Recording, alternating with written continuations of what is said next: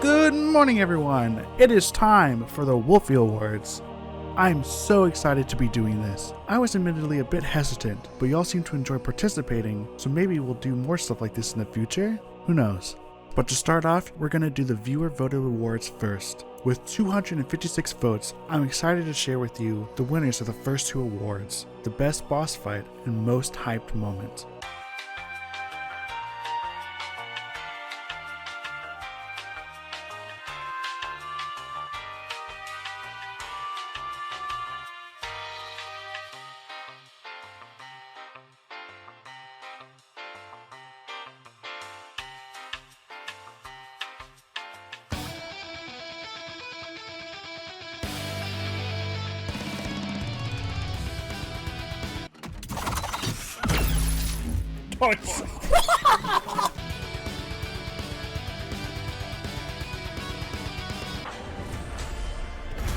Dude, this is not even like 5. Holy fuck!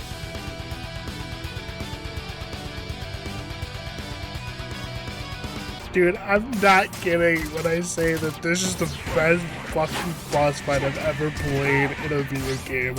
This shit, the music, the way it plays, so good. I have 8 other awards to present to you later, so I might need a bit of help. For these next 3 awards, we have someone whose content has inspired me for about 10 years now, and it's because of all of you that I was able to meet her. Without further ado, Shenpai. Hello everyone, I'm Shenpai, another one of those pesky content creators, and I'm proud to announce that I'm here to give out the awards for Most Out-of-Pocket Moment, Horniest Moment, and Best Character. Let us start off with the very first award for Most Out-of-Pocket Moment. In third place with 9.43% is Inside of Me Are Two Wolves from Dead Space Remake. Inside of me are 2 wolves. Aggressively kissing at all times. They are both males. I am gay. In second place, with 10.6% of the votes, is Hussy from Cult of the Lamb Relics of the Old Faith. So what's that hole in your head? It's called a hussy. I'm gonna need you to never say that again in my presence. And finally, in first place, from the same game, is Their Stretchy, with 19.41% of all votes. Thoughts on foxes? They're very stretchy. I beg your pardon. It is a very known fact that foxes have a black hole in their bottoms. You said one word and got everyone looking at you. Just stop. The next award goes to the Horniest Moment. In fourth place, with 11.62%, is How Much to Blow My Back Out from Resident Evil 4 Remake. Well then, what can I do you for? Can you do me? How much to blow my back out? God same. In third place, with 14.29% of the votes, is Admiring Rauru from Tears of the Kingdom. Hey guys, don't be... Whoa. I am Raru. Bro. Shit. Hey. In second place, with 17.9% of the votes, is Admiring Dragonborn from Baldur's Gate 3. I can't get over the... And lastly, in first place, with 24.76% of all votes, is Rogue Ford's Transformation from Hi-Fi Rush. Hey, yo. Whoa. Oh, yes. You wanna get that tail? Oh. And now we come to the last category that I'll be presenting for is Best Character. In fourth place, with 11.6%, is Rauru from Tears of the Kingdom. In third place, with 12.8%, is Corsica from Hi-Fi Rush. In second place, with 15.2%, is Nico from One Shot. And obviously, I don't think I need to introduce this one. We all know who the last one is. We all know it. With 31.6% of the vote, it's Astarion from Baldur's Gate 3. Did you expect anything less? No, I did not. No, I did not. And now, For the final 3 viewer voted awards, we have someone I met a while ago who's been nothing but amazingly helpful and motivating despite making a completely different style of content than me. Mr. J. Hello everybody, I'm Mr. J and I make rap battles on YouTube. Woo! I was asked by Lone Wolfie to present these awards to you today. So the first award I'm here to present is the Cutest Character. In third place with 19.9% is Nico from One Shot. In second place with 20.7% is Scratch from Baldur's Gate 3. And in first place with 24.3% is 808 from Hi-Fi Rush. Now it's time for the hottest character. In third place with 17.7% is Roquefort from Hi-Fi Rush. In second place with 19.3% is Raru from Tears of the Kingdom. And now in first place with 31.7% is Cinder from Baldur's Gate 3. And finally, it's time for the funniest moment. In fourth place with 4.77% of votes is Funny Gay Dog in My Phone from Resident Evil 4 Remake. Hello, funny gay dog in my phone. I guess hello. That's like... He's right, you know. Alright. In third place with 5.04% is Cum from Tears of the Kingdom.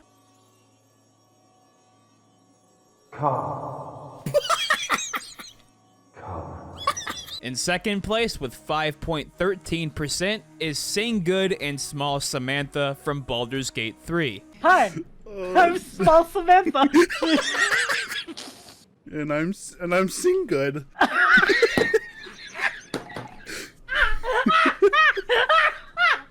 And finally, in first place with 5.31% is The White People Dance from Lethal Company. How do you bust a move, bro? Nice. The white people dance. And finally, for the awards that I personally awarded. Though, I was curious how y'all would have answered them, and oh boy did we disagree on some of them. I'll start with the easiest one first.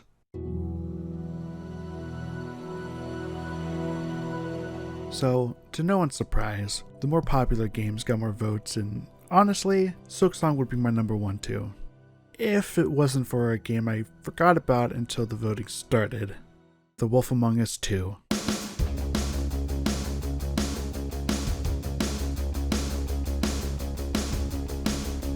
Well, I agree with the 82.2% of you who voted for Baldur's Gate 3. Like, I have 132 hours in it right now, and I still haven't even played Act 2 yet. If that doesn't tell you the worth of this game, then that's the big...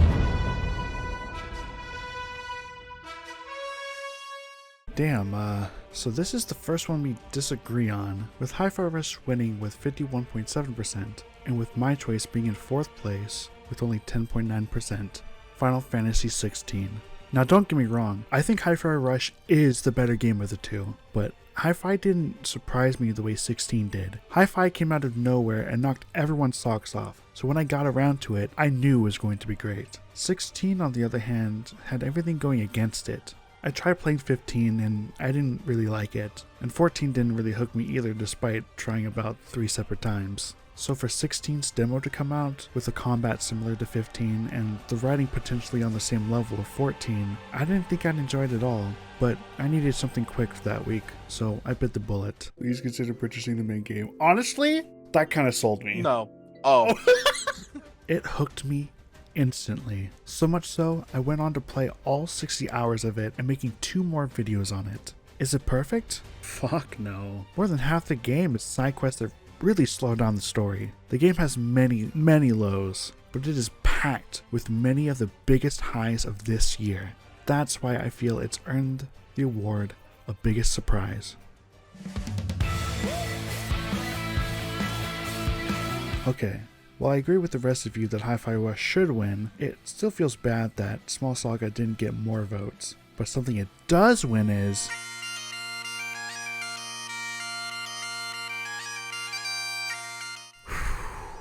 Yeah, this is another category we definitely disagreed on. With 51.2% voting for Leave the Company and 26.4% of people voting for the correct answer, Small Saga, I'll definitely get some flack for this. And maybe I do have some bias because I've been waiting for Small Saga for about 4 years now, but the game is not perfect. It's extremely easy. No, actually, that's the only flaw I can think of. The story's perfect, the combat's amazing, and all the characters have their own unique abilities that work well together and by themselves. Its writing is top tier, being probably the funniest game of the year, while also handling serious topics well. The art is amazing, and the music is absolutely stellar. Oh, and speaking of music,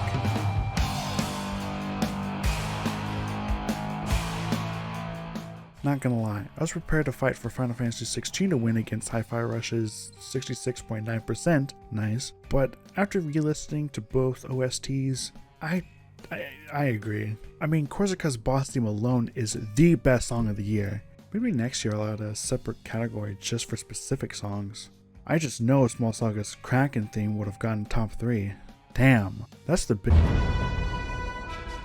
There was originally going to be another award, Worst Game of the Year, but this feels more appropriate. With 46.4% of votes being Starfield, I can't disagree.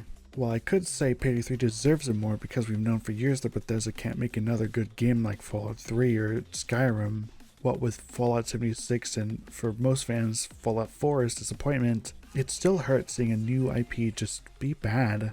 This might just very well be the last time I care about a Bethesda game. Please prove us wrong, Elder Scrolls 6.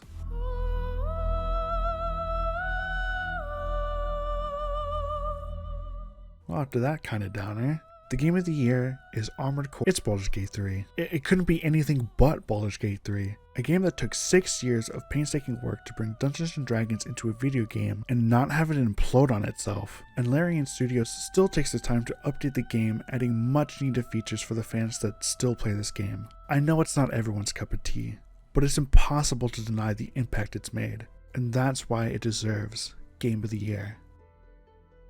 I hope you had a wonderful year. I sure did. And here's to making next year just as great, if not better. Good night, everyone.